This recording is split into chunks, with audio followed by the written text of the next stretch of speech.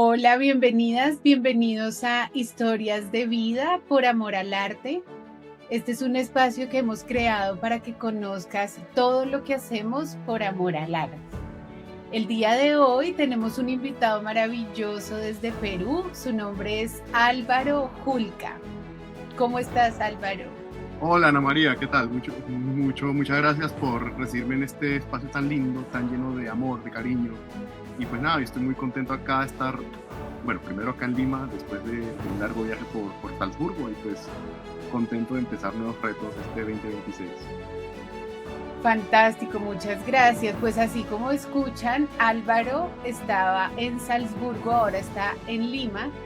Y les cuento que él a sus 22 años ya es director de orquesta y ha viajado por muchos países compartiendo su talento e inspirando a muchas personas. Hoy estaremos conversando sobre la historia de vida de Álvaro y cómo ésta se relaciona con la importancia de confiar en la vida y también de construir puentes entre las artes y la acción social. Bienvenido, Álvaro, nuevamente. Muchas gracias. Bueno, para comenzar, quiero preguntarte de qué forma se relaciona la confianza con tu momento presente, porque esto fue algo que surgió en una de las primeras conversaciones que tuvimos nosotros. Cuéntame por qué para ti confiar en la vida es importante. Uy, esa frase, yo escuché esa frase y dije, no, qué persona tan bonita que dijo eso, de verdad, porque yo quedé maravillado con esa frase de confiar en la vida en una de nuestras primeras sesiones. Bueno, la verdad, yo he pasado por varios eventos que han ido cambiando mi rumbo, así sea, o llámese de esa forma, porque yo cuando tenía 16 años a punto de salir del colegio, yo no pensaba ser director de orquesta originalmente, yo pensaba estudiar, creo que economía o historia, una de dos, o quizás las dos. Iba a estudiar una de esas dos carreras y resulta que mi orquesta, en la orquesta juvenil donde yo tocaba, eh, fue, fueron directores de orquesta de Colombia, alumnos de dirección de quien fuera después mi profesor de dirección, Alejandro Posada. Y pues me metí a las clases de dirección colado, porque no eran para los estudiantes, para los integrantes de la orquesta, sino para los directores de las escuelas que habían en Lima. Yo igual me colé y los directores vieron un talento, vieron un cierto potencial que yo había aprendido previamente a dirigir solamente viendo videos, nada más. Fue con eso que me recomendaron con mi profesor de dirección y bueno, posteriormente ya me llamaron a eso. Yo creo que ese fue uno de los eventos que me dijeron, wow, la vida tiene a veces preparadas cosas que uno no lo espera. O inclusive esto de irme para Salzburgo, no lo esperaba originalmente porque yo estaba pensando graduarme y posteriormente hacer otra cosa, estudiar quizás para ser diplomático o quizás estudiar otra carrera. Pero me apareció la oportunidad de irme a Salzburgo, la ciudad donde nació Mozart, a estrenar una obra de un compositor que allá es conocidísimo, Karim Sech. Y pues yo dije, no, es que son cosas de la vida que uno no le espera y son cosas que uno agradece. Yo creo que cuando dijiste eso de confiar en la vida y yo después de haber pasado ese proceso y después de haber estado en Salzburgo, dije, es que definitivamente yo también estoy confiando en la vida y ha sido algo muy bonito. Maravilloso, Álvaro, me encanta todo eso, me parece súper lindo cómo la vida te ha ido guiando paso a paso en ese camino de vida y vas descubriendo cada vez más, digamos, las razones profundas de por qué la vida te pone en un lugar a cada momento. Así como nos contabas ahorita, pues que la vida te llevó hasta Salzburgo. El otro día me estabas contando, por ejemplo, con el tema de aprender alemán, que fue algo que no habías como pensado y que finalmente fue algo que te abrió como unas puertas. Si quieres, háblanos un poco de eso. Claro, de hecho, yo durante toda la carrera con mi profesor de dirección siempre me decía de forma muy chistosa, yo decía siempre, una hora de dirección, de clase de dirección con mi profesor de dirección es ver 20 minutos la sinfonía y 40 minutos que me corrija la pronunciación de todos los términos que dicen ahí. Eso por un lado. Y pues de hecho mi cuarto idioma porque yo hablo francés y con el alemán fue de hecho que decidí aprenderlo para quitarme ese clavo de encima, em, que lo decidí el año pasado, en enero. Em, y bueno, fueron las cosas de la vida que dijeron, bueno, Álvaro, vas a ir a Salzburgo para el 2026. Y yo, uy, menos mal aprendí alemán porque si no estaría perdidísimo. Yo O creo sea, que perdón, en un año aprendiste alemán. en un año, sí, pero previamente ya tenía como ciertas nociones, no el de la sintaxis, que eso sí es complicadísimo, sino esas nociones de palabras, de cómo son los pronombres, pero cosas basiquísimas. Ya en un año fui hablando, aprendiendo mucho. Y otra cosa fue que también durante mi periodo de prácticas acá en Lima, que mi periodo de prácticas fue de director asistente acá en Sinfonía por el Perú, eh, vino mucha gente de lugares que hablan alemán. Me tocó dar un ensayo en, en una especie de unión entre mi orquesta y la Deutsche Kammerphilharmonie de Bremen, la Filarmónica de Cámara de Bremen en Alemania, que se unieron los dos. Me tocó dar un ensayo de eso. Y me tocó dar un ensayo en dos idiomas. Así que yo creo que ese fue una primera prueba, por así decirlo, para irme a Salzburgo. Eh, y realmente fue eso. Empecé el año pasado sin esperar nada y terminé en Salzburgo. Fantástico, wow. Bueno, pues eso me lleva entonces a presentarte más formalmente a nuestra audiencia.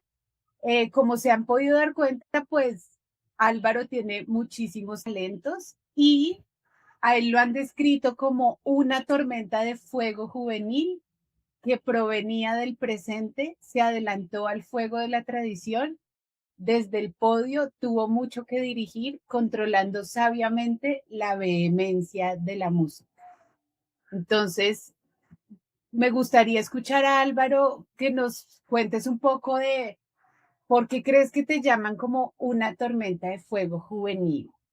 Uy, ¿Qué, de hecho, yo hablaba con el compositor, cuya obra me tocó estrenar, sobre la crítica de ese concierto, y me dice que fue muy divertido cómo lo escribió, porque nos pone un montón de cosas así bien locas. Bueno, la música de él también es muy nueva, es muy disruptiva, y va un poco por ese lado, que la música que hizo Karim, y que, bueno, tuve el privilegio de dirigir, se adelanta mucho a la tradición que, bueno, Salzburgo, Austria históricamente siempre ha sido una ciudad muy conservadora, una ciudad que siempre se ha quedado un poco en el pasado, pero con Rolando Villazón, que es el director artístico, digamos, del Internacional Stiftung Mozarteum, ha decidido darle una nueva cara y con eso compositores como Karim han tenido la gran oportunidad de hacer obras para ese festival y que a mí me tocó dirigirlas.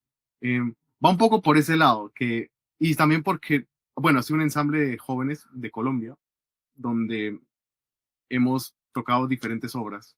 Le hemos dado ese toque juvenil y siempre me rescato algo que me dijo el concertino que me tocó durante esos ensayos, que decía que los futuros talentos en la música van a venir ya sea de Asia o de Latinoamérica. De Latinoamérica mucho del lado de la energía que hay a la hora de hacer música, a la hora de hacer música clásica, y pues es un poco eso, que nosotros latinoamericanos tenemos una energía para hacer música clásica, y sobre todo Mozart, que uno parece que es música simplemente para relajarte, pero va mucho más allá de eso. La música de Mozart contiene bromas, la música de Mozart contiene, contiene indirectas, contiene hasta insultos y uno ni se da cuenta. O sea, va un poco por eso, que nosotros le damos ya sentido a esa música que ya ha sido tocando por varios años, digamos, y con la tradición se han perdido cosas, pero nosotros, y bueno, de la mano de los maestros que hemos tenido, eh, tratamos de darle todavía esa chispa que tiene la música de Mozart y bueno, la música de posteriores compositores.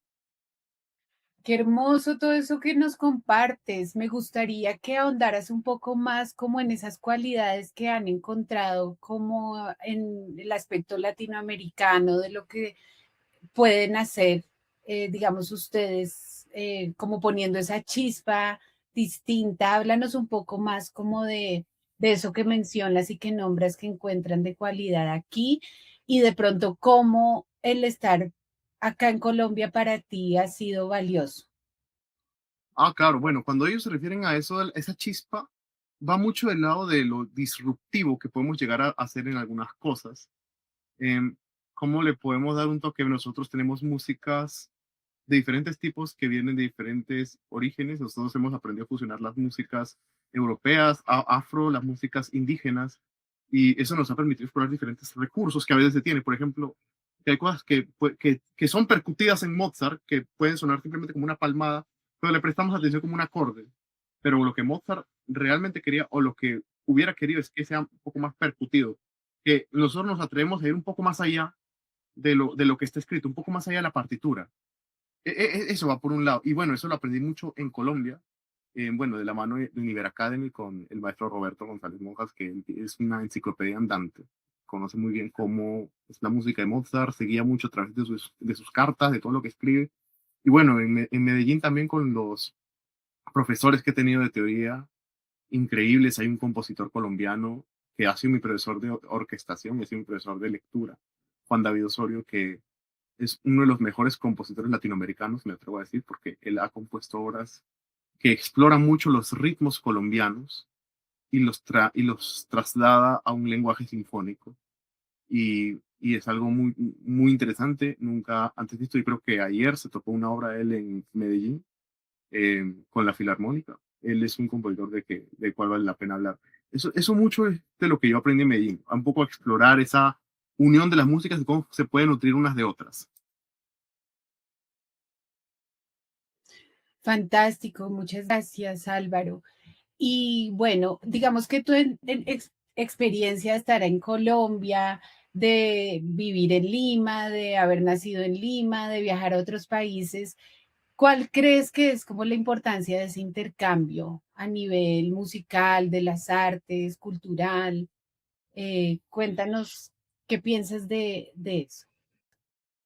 Yo creo que la mayor cosa que yo he aprendido con esto es que uno puede compartir los saberes que hay de un lado para otro, los aprendizajes, los sistemas que se manejan en un lado y en otro, que se puede aprender de lo que yo veo en Colombia o que se puede aprender de lo que yo veo en Salzburgo, cómo se puede aplicar acá, cómo podemos adaptarlo a nuestra realidad. Yo creo que eso es lo que a veces nos falta, a veces pecamos mucho de lo queremos replicar exactamente igual, ignorando un poco las realidades de cada lugar. Em, y pues eso es lo que nos falta mucho explorar, un poco analizando así como un estudio de campo todo lo que pasa. Por eso es muy necesario un trabajo interdisciplinario entre unos y otros para así poder em, conocer cómo cambiar nuestro entorno con los aprendizajes que uno ve desde afuera. Estos son los mayores aprendizajes que uno tiene cuando uno viaja. Uno abre el mundo y puede ver posibles soluciones de lo que uno ve en esos lugares. Así es, de acuerdo contigo. Y cuando hablas de interdisciplinariedad, yo me iría también a lo transdisciplinario, que es como esa sombrilla que sostiene como todas las disciplinas, pero no ve separación entre ellas, porque cuando vemos interdisciplinariedad nos vamos porque la música está aquí, el arte plástico está acá, la danza está acá, la ciencia está por acá, la economía está por acá, y así la medicina, en fin, y, y como que se relacionas, pero no hay algo como que las une a todas sin esa separación. Entonces pienso que también la transdisciplinariedad permite hacer esos cruces sin que haya necesariamente separación entre una y otra. Claro, desde luego, es que nos olvidamos mucho que unas artes o unas disciplinas viven con la otra, con las otras. Eso lo aprendió mucho, sobre todo el último año de mi carrera, porque me ha tocado relacionarme con gente de muchas otras carreras, sobre todo comunicadores, em, que me cuentan sus experiencias desde el mundo de lo audiovisual, que puede ser fácilmente transmitido desde la cosa de la música, porque después todo lo que hacemos como artistas es un discurso, ya sea un cuadro, ya sea una pintura, ya sea una sonata, ya sea una novela, todo es un discurso que cuenta con pausas, que cuenta con espacios en blanco, que cuenta con diferentes formas de mantenernos en la expectativa. Eso es lo bonito. Y bueno, también con otras disciplinas que nos ayudan a entender nuestro entorno, porque yo siempre me quedo con una cosa que las artes son un reflejo de la realidad misma. Eh, y que bueno, los sociólogos y los antropólogos creo que también comparten esa afirmación. Por eso a mí también me gusta relacionar mucho con gente de humanidades explora muy bien esas cosas, porque em, en estos tiempos a veces pensamos mucho y sentimos poco. Y nos falta un poco conocer lo que nos rodea para, para llegar un poco a ser más humanos, ¿no? Exacto, fantástico. Me encanta eso que dices y de llegar a ser un poco más humanos.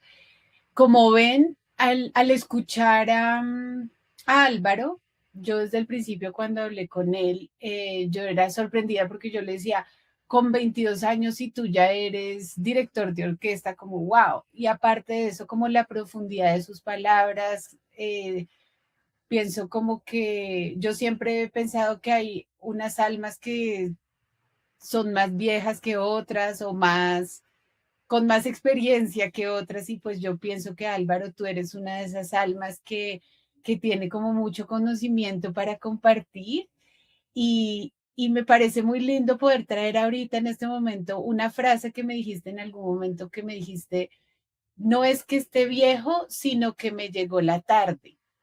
Eso me parece lindo que nos puedas compartir esa frase de dónde viene y porque a tus 22 años, digamos, como que hay esa profundidad también como de experiencia de vida.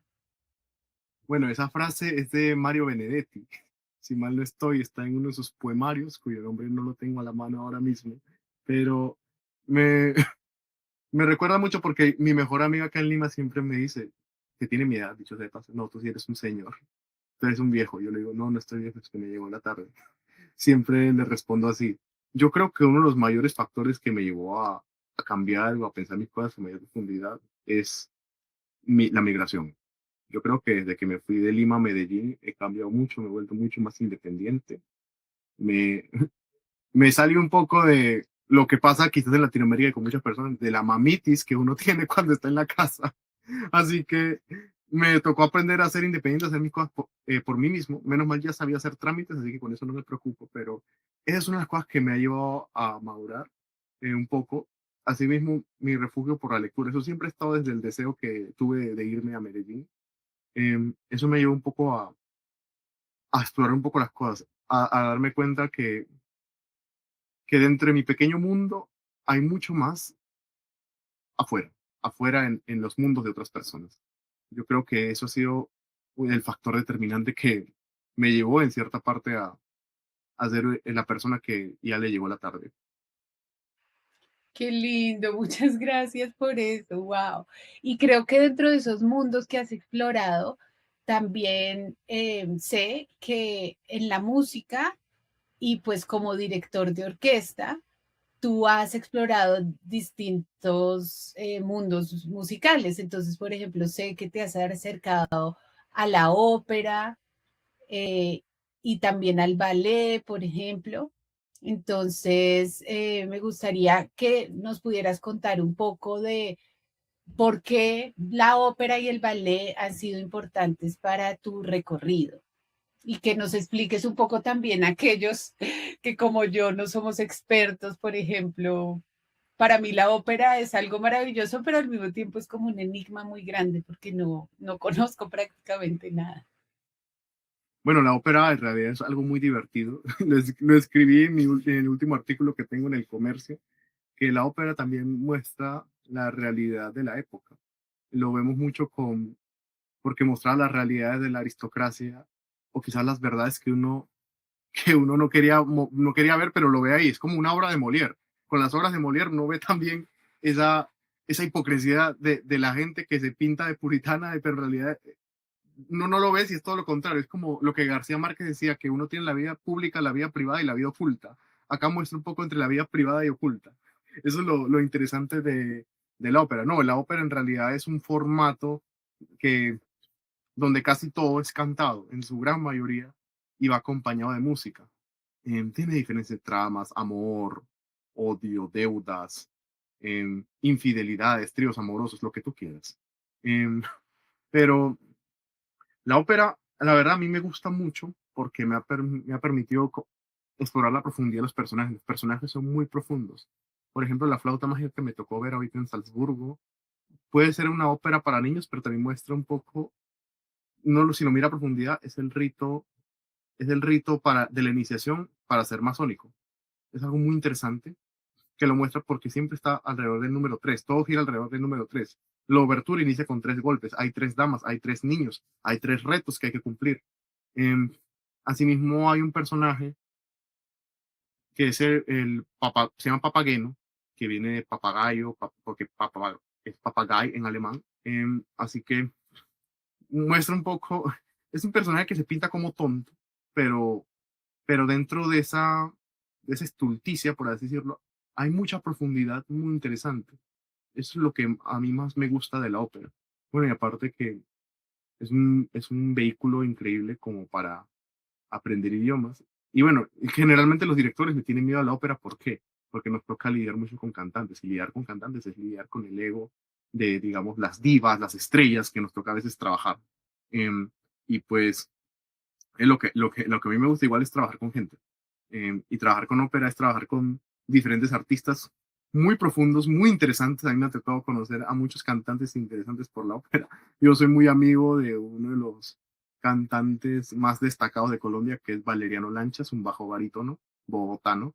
Y, y eso por un lado con la ópera. Con el ballet es más bailado, todo es coreografía, baile, danza, eh, acompañado de música.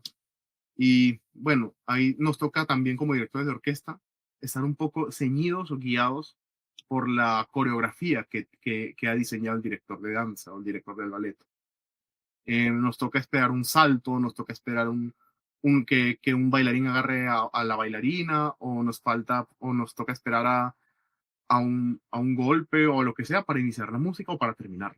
Lo mismo pasa con la ópera. Con la ópera pasa que nos toca estar muy a la mano de los directores escénicos o de los regisseurs, como se le dice en Europa, que son los que manejan un poco el espacio, un poco hablando de mis nociones básicas de teatro, el manejo del espacio, las acciones que realizan. Nos toca esperar o hacer la música más rápida o más lenta, dependiendo si un cantante en escena mata a otro, o si camina, se va de un espacio a otro, golpea a otro, nos toca esperar. Es un poco, nos toca estar un poco ceñidos, no ceñidos, sino sujetos a la trama que se orienta desde arriba. Somos ese conector entre la música y lo que se realiza en escena. No por nada estamos abajo en el foso, y nos toca ser ese nexo entre lo que están arriba y lo que están junto a nosotros, que es la orquesta.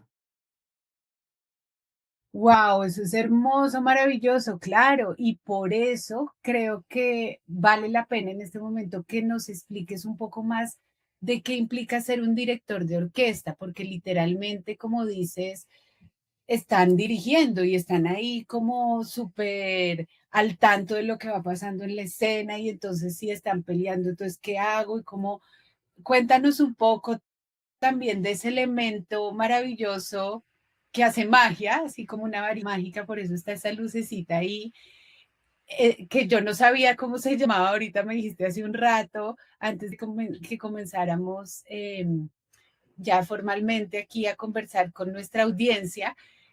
Yo le preguntaba a Álvaro que cómo se llamaba esta varita mágica, entonces cuéntanos un poco cómo se llama, por qué es importante, para todos aquellos que de pronto como yo, así digo, no sabemos muy bien cómo es que es esa labor de ser director de orquesta, porque pues tiene muchas facetas y pues tienes que estar ahí como súper pendiente de muchas cosas, me parece muy interesante, entonces cuéntanos cómo es estar ahí, en ese foso también del que tú hablas, cómo es estar ahí. Bueno, antes que nada, esta varita se llama batuta. Es, bueno, de hecho, es como siempre nos lo dicen, es una extensión del brazo derecho, porque a veces la orquesta se fue haciendo más grande. Posterior a Mozart venían compositores como Brahms, como Tchaikovsky, como Berlioz, Mahler, que hacían la orquesta más grande, y ya la orquesta no podía verte solamente con la mano, sino que tocaba ya una batuta. Es por eso que poco a poco se fue creando la batuta, como una forma de facilitarnos la visión entre los músicos. Otra cosa, que justo pues, como mencionas el foso, como estamos todos a oscuras, por eso que también existe la batuta, una varita blanca a fin de que todos los músicos puedan ver lo que está pasando, porque hay momentos donde nos toca estar muy pendientes de lo que pasa en escena o del discurso de lo que van diciendo los cantantes. Hay una figura en la ópera, una musical más que todo, que son los famosos recitativos. Los recitativos son declamaciones, por así decirlo, del cantante, que luego van acompañados por un acorde de la orquesta. Termina de decir una frase y yo tengo que dar una entrada a la orquesta. Terminan esto, ¡pam! Quiere decir que la orquesta tocaba un acorde que es como una especie de reacción. Es como cuando uno ve una sitcom y hay esas risas grabadas. Es más o menos eso. Nosotros nos toca hacer esas risas grabadas a forma de acorde para dar más o menos una idea. Ese es un poco el foso, cómo nos toca trabajar con la batuta. Eh, y a mí siempre me gusta trabajar con mi batuta. Y hay de gustos y colores, porque las batutas pueden tener diferentes formas del mango, depende del tamaño, depende cuán alto es uno, depende cómo es más cómodo. La verdad, a mí esta siempre me ha sido muy cómoda y por eso la sigo usando hasta ahora. El director de orquesta, el trabajo del director de orquesta es mucho como, y siempre se lo digo a mis amigos que no son músicos, es como un técnico de fútbol, porque no es necesario haber jugado en todas las posiciones para saber cómo funciona un equipo de fútbol. Es lo mismo con el director, no es necesario haber tocado todos los instrumentos para saber cómo funciona una orquesta, nos toca estudiar a profundidad siempre y siempre para saber cómo sacamos los mejores atributos de una orquesta. Qué hermoso, fantástico. Bueno, yo creo que es un buen momento justamente para escucharte en acción, para verte en acción. Entonces, bueno, mientras preparo lo que les voy a mostrar, me gustaría que Álvaro nos cuente de qué se trata ese momento y esa sinfonía que vamos a compartir acá el día de hoy. Si nos puedes compartir. A ver. Ah, claro, eso fue del recital de grado en el 14 de noviembre del año pasado. Fue un recital muy bonito donde tuve el apoyo de la Orquesta Sinfónica de AFIP, que es una de las dos orquestas profesionales, tres orquestas profesionales que hay en Antioquia. Y, y la verdad, estoy muy agradecido con ellos por la paciencia y por todo el acompañamiento que hemos tenido. Haber estado en una cátedra tan bonita como la del maestro Alejandro Posada ha significado miles de oportunidades.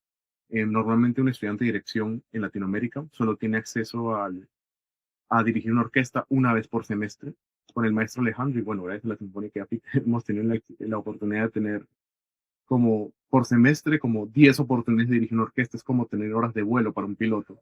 Así que es un vehículo que nos ha servido bastante para avanzar como directores.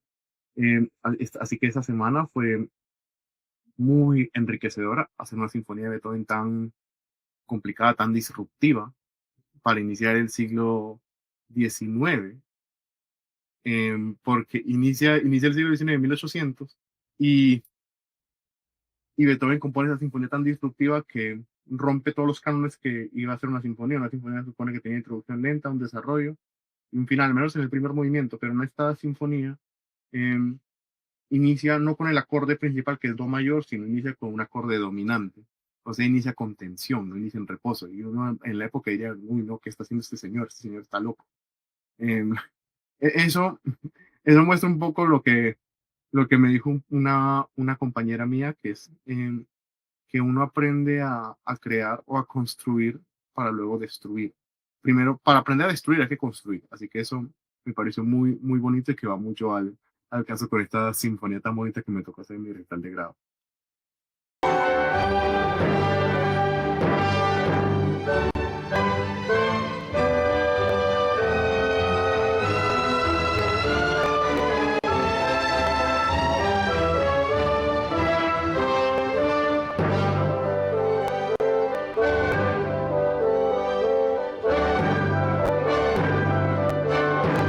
Maravilloso.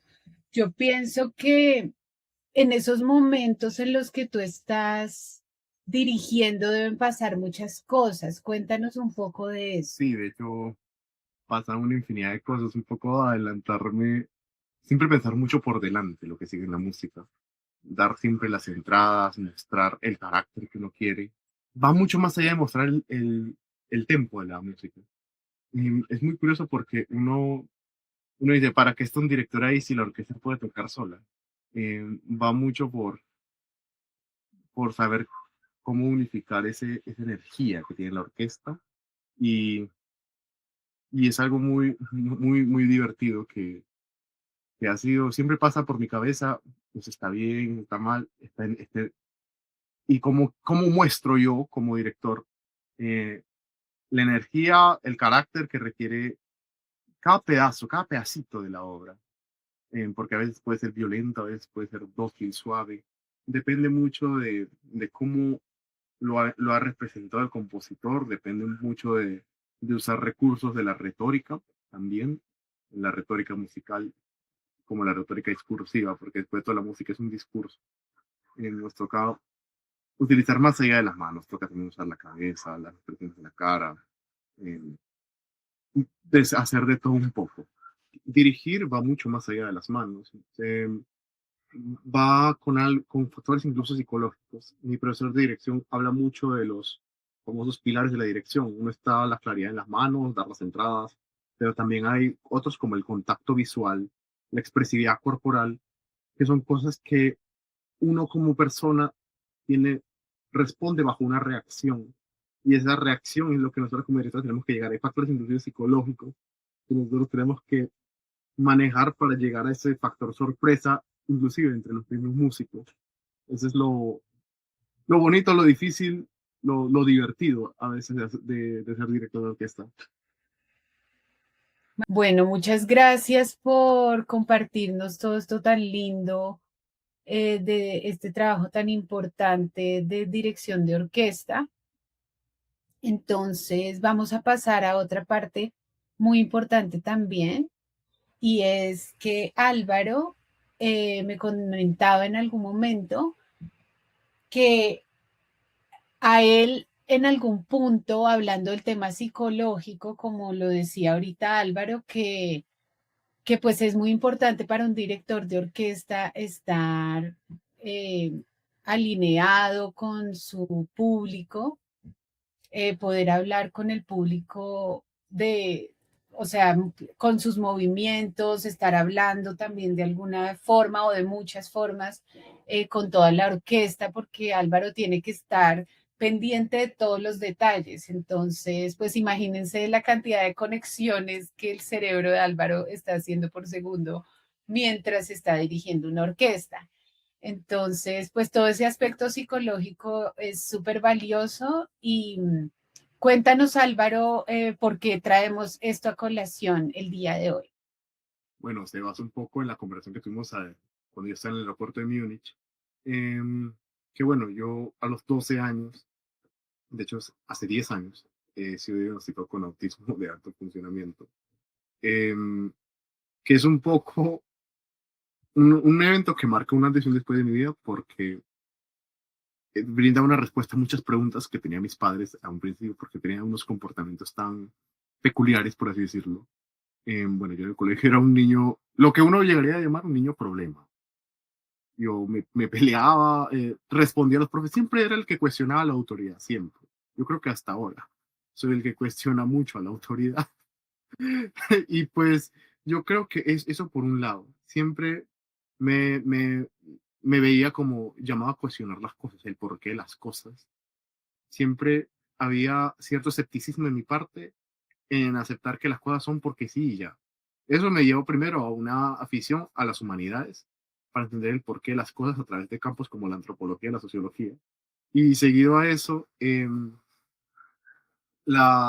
interés por muchos temas muy poco recurridos. Yo creo que soy de las pocas personas que en pleno 2026 todavía leen el periódico, em, que es uno de mis hábitos que me gusta hacer, que me permite explorar y conocer cosas nuevas.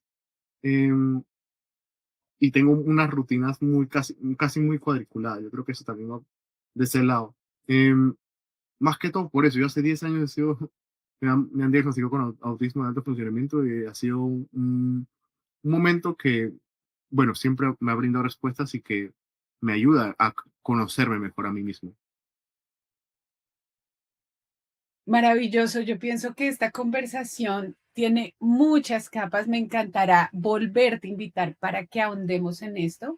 De todas maneras, voy a decir algunas cosas, pero creo que este tema para mí es maravilloso porque va más allá de un tema, ¿no? Es toda una historia de vida gigante.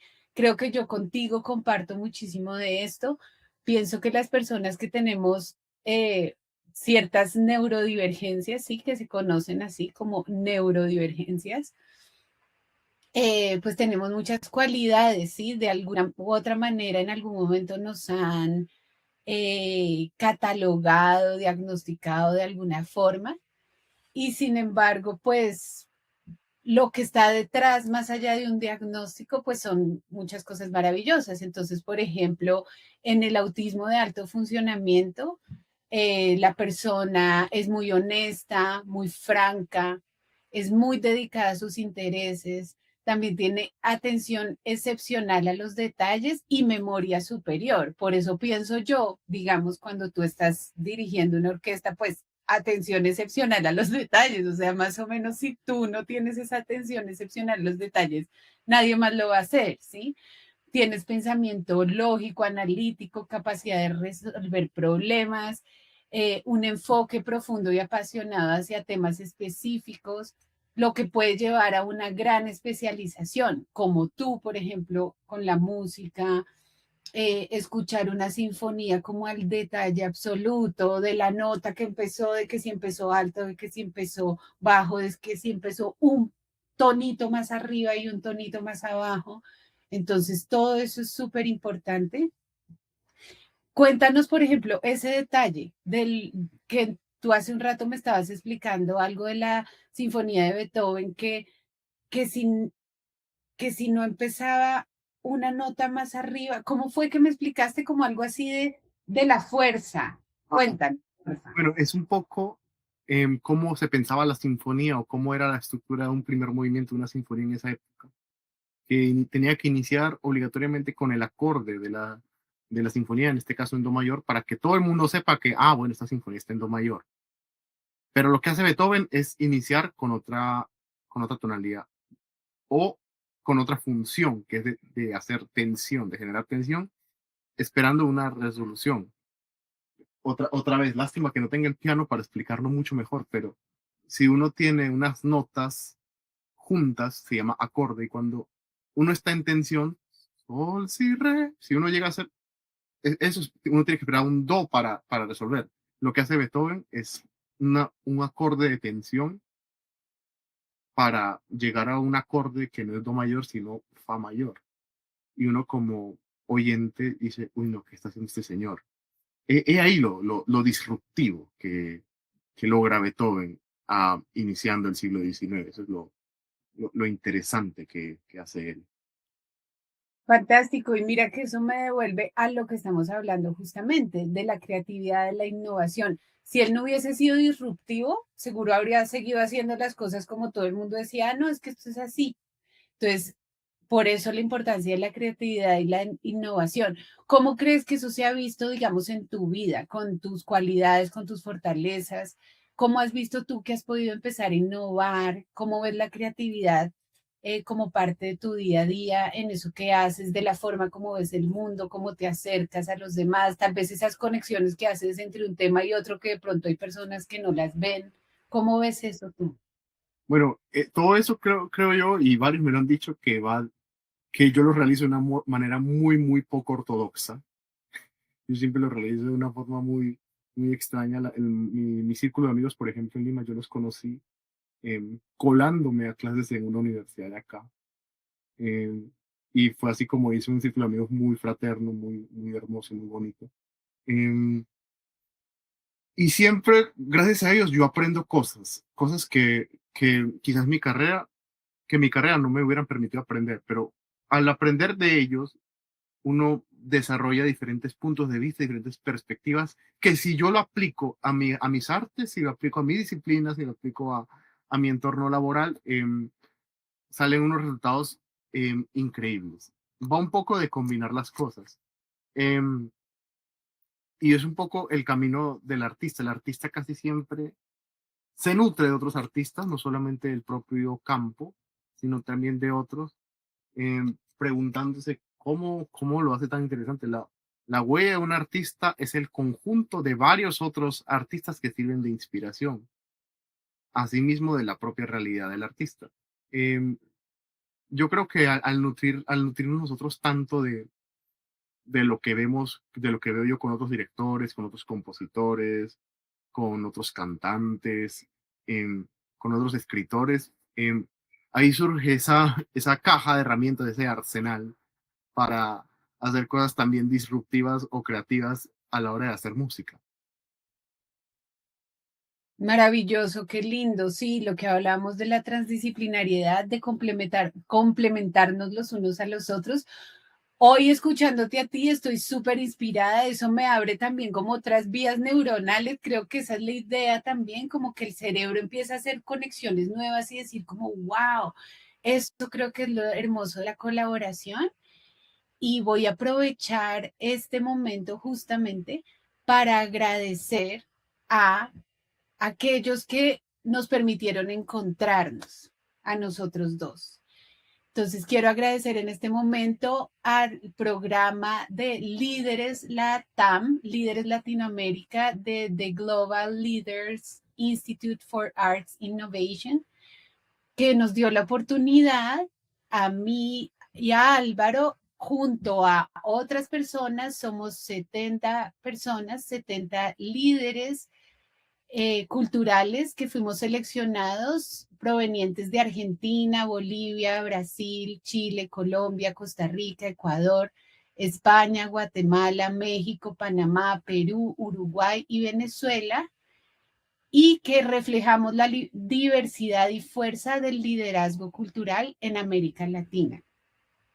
Muchas gracias de verdad al trabajo de Global Leaders Institute for Arts Innovation, porque a través de este programa pues estamos pudiendo conocer personas maravillosas como Álvaro, con todo su talento y pues espero también en estos espacios poderles presentar a muchos de estos líderes, muchas de estas personas fantásticas y maravillosas que están haciendo cambios importantes en el mundo. Entonces, muchas gracias por esta oportunidad que nos dan y que pues sean muchos, muchos años de muchas cohortes donde puedan haber muchos más líderes, que esta red siga creciendo cada vez más. Entonces, cuéntanos, Álvaro, por ejemplo, aquí el programa de Líderes LATAM te describe como una persona que busca tender puentes entre las artes y la acción social. Cuéntanos de qué se trata esa parte y por qué es importante para ti. Bueno, creo yo que bajo mi propia experiencia, y bueno, también lo cuenta mucho mi madre, que mi madre siempre es una activa defensora y promotora de las artes como forma de movilidad social, de cambio social, em, de cómo la música cambia a uno. Mi padre de ser yo de chiquito era un niño problema, era una persona que siempre peleaba. Y bueno, la música es ese espacio donde uno puede canalizar las emociones, donde uno puede hacer catarsis.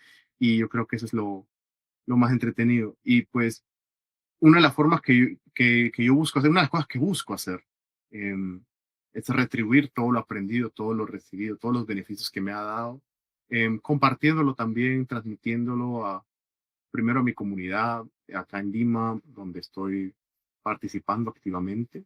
Em, yo creo que es eso, siempre esa vocación de servicio, uno de, las, de los valores que se promueve en Iberacademy, donde yo estoy en Colombia, es gratitud, generosidad y pues con la gratitud, siempre muy agradecido con todas las oportunidades que me ha dado de otra vez confiar en la vida y la generosidad de siempre compartir todo lo aprendido. Primero, cuando compartiendo también uno aprende y uno también genera cambio.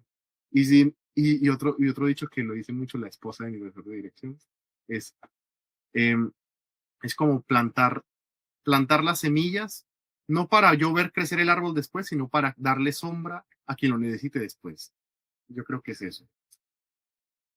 Hermoso, claro que sí. Mira que yo creo que a lo largo de los años tú has podido ir experimentando cómo esas semillas van creciendo y así de pronto la sombra no sea para ti, van a llegar otros que estén ahí. Eso lo he visto yo, digamos, con este trabajo de crear redes conscientes. Ha sido muy hermoso todo este camino, de poder ver cómo una semilla se siembra y va creciendo y va creciendo. Luego, en algún momento les podré comentar más como de este trabajo de redes conscientes. De todas maneras, ahorita justamente vamos a ver un poco como de las redes sociales para que nos puedan seguir si están interesados de conocer más de nuestro trabajo. Entonces, te quería preguntar con este tema de la acción social, ¿cómo ves tú esa transformación y qué te gustaría lograr? Porque dices que ahorita estás enfocado en Lima, ¿no? Donde estás en este momento. ¿Cómo crees que se puede dar eso? ¿Qué puentes necesitas crear?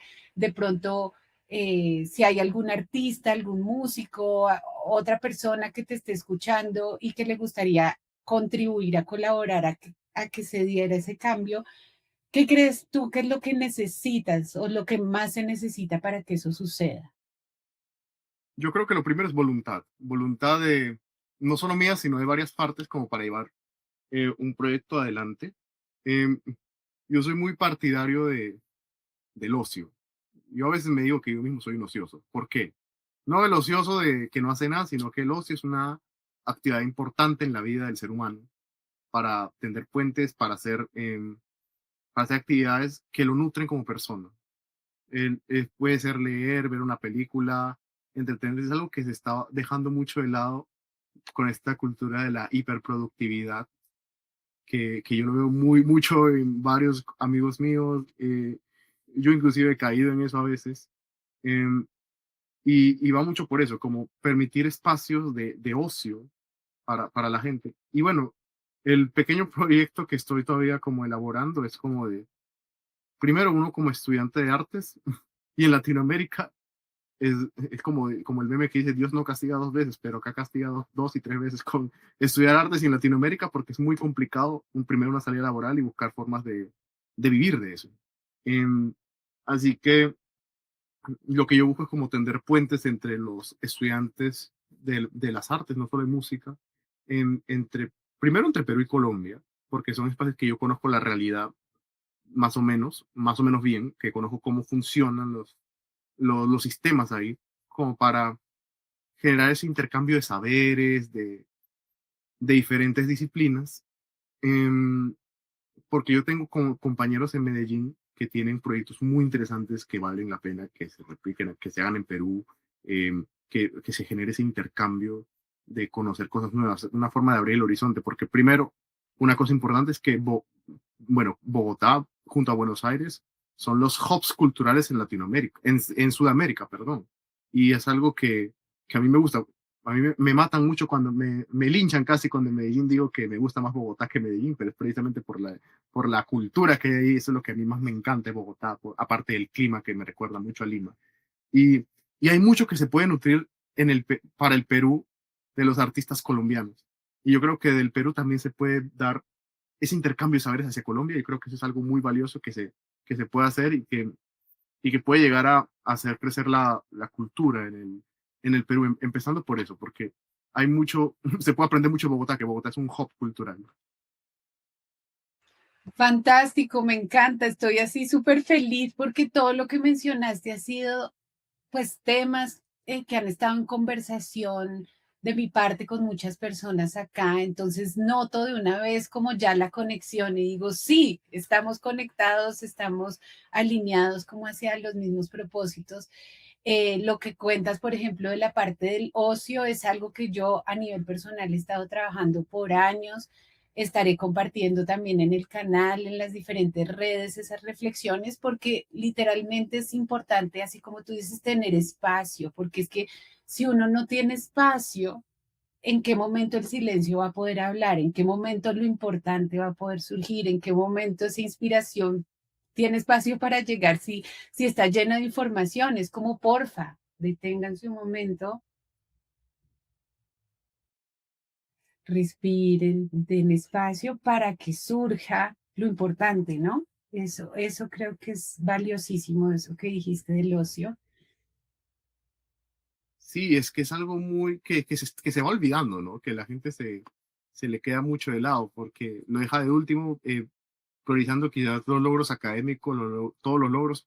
Es algo como que vi un post de Instagram hace poco que decía, conseguí el trabajo de mis sueños, pero tengo que tomar pastillas para el sueño. Bueno, así. O sea, consigues unas, pero sacrificas también tu bienestar. O sea, eso es lo que a mí a veces no me cuadra. Lo que a mí a veces como que, sí será que estoy haciendo bien. Sí, consigo a veces las cosas que uno ansía tanto, pero ¿a costa de qué? Em, por eso a mí también me gusta como pensar en el futuro, pero también disfrutar el presente, que es algo que se nos está olvidando mucho. Exacto, wow. Y eso que dices del trabajo, digamos, algo importantísimo que quiero dejar en esta conversación el día de hoy es que somos muchos artistas, muchas personas que estamos trabajando desde el arte hacia el bienestar. Entonces, por eso agradezco mucho que estén siguiéndonos hoy, escuchando esta conversación, porque vamos a tener muchas con otros artistas, con otras personas también alrededor, digamos, como del tema cultural, también desde otras esferas que estamos trabajando en torno hacia el arte para traer bienestar y transformación a la sociedad. Entonces, pues quiero aprovechar para compartir nuestras redes sociales para que puedan conocer un poco más de nuestro trabajo y al mismo tiempo pues agradecerles de nuevo por su escucha, por haber estado aquí acompañándonos en esta conversación y esperar que estén nuevamente con nosotros. Y pues lógicamente a ti, Álvaro, muchísimas gracias por estar aquí con nosotros el día de hoy, por compartir tu presencia, tu ser en este espacio, pues que es lo más importante.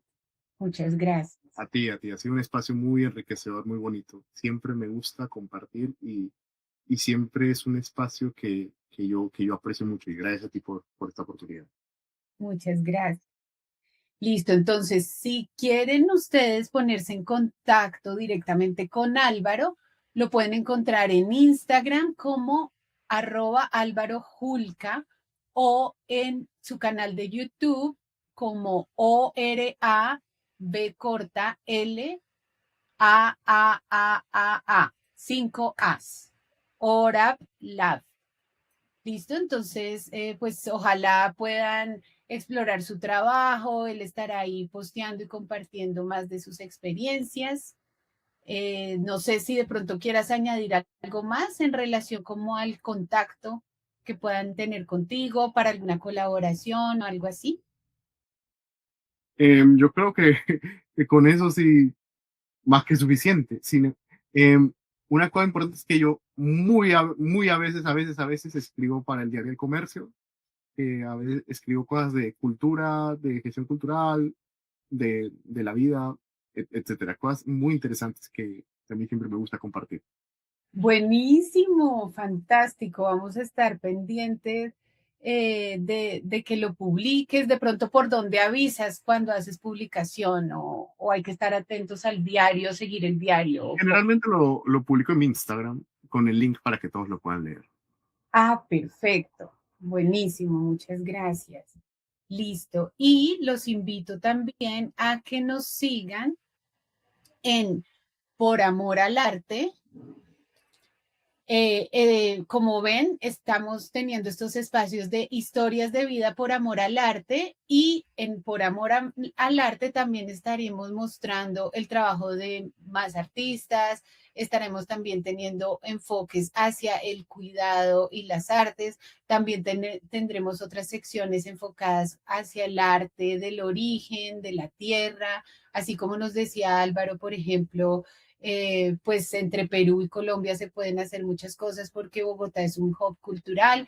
Gracias a Dios hemos tenido visitas también de hermanos indígenas del Perú. Hace poco estuvimos reunidos con ellos, entonces hay un montón de cosas lindas pasando. Para que sigan enterados de todas estas cosas lindas que estamos creando, los invito a que nos sigan en poramoralarte.fortheloveofart. Así nos encuentran en Facebook, Instagram y YouTube. O pueden visitar también nuestro sitio web poramoralarte.co y ahí nos encuentran también todas nuestras redes sociales. Poramoralarte.co. Listo, muchísimas gracias a todos por su escucha, por su atención, por su presencia en este espacio.